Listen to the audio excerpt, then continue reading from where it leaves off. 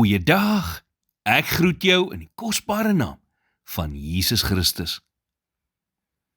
Dink gou vir 'n oomblik aan die dinge waaroor jy verlede jaar of selfs verlede week bekommerd was. Vra jouself af, het al jou bekommernisse jou situasie beter of slegter gemaak? En hoeveel van dit waaroor jy jou bekommer, het wel plaasgevind? Statistieke wys dat 90% van dit waaroor ons bekommer, nooit gebeur nie. Nie eers om te praat van die fisiese en emosionele tol wat bekommernis op jou liggaam het nie. Navorsing toon dat bekommernis die bloedsomloop, hart, kliere en die hele senuweestelsel negatief beïnvloed. Baie mense sterf as gevolg van bekommernis. Bekommernis beïnvloed jou gesondheid op alle vlakke.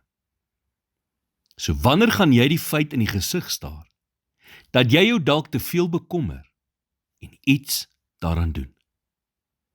Nou vra jy seker, maar wat kan ek doen?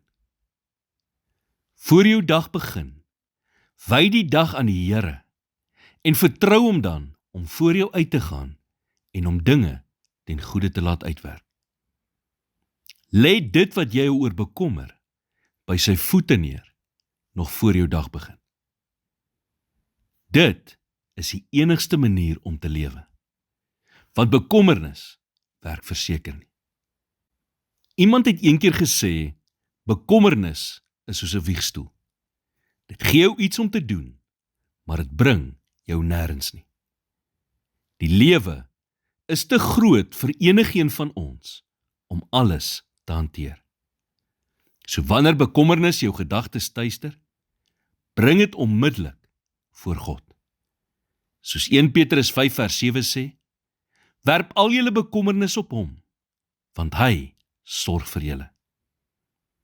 George Muller het gesê, die begin van angs is die einde van geloof, en die begin van ware geloof is die einde van angs. Here, ek kom vandag voor U, en ek lê my vrese en angs voor U voete neer. Ek weet, ek kan nie hierdie las op my eie dra nie. Neem asseblief my bekommernis, maak my hart rustig, en vervang my gedagtes van angs met U vrede, wat alle verstand te bowe gaan.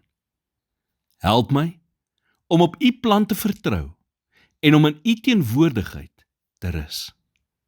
In Jesus naam bid ek dit. Amen.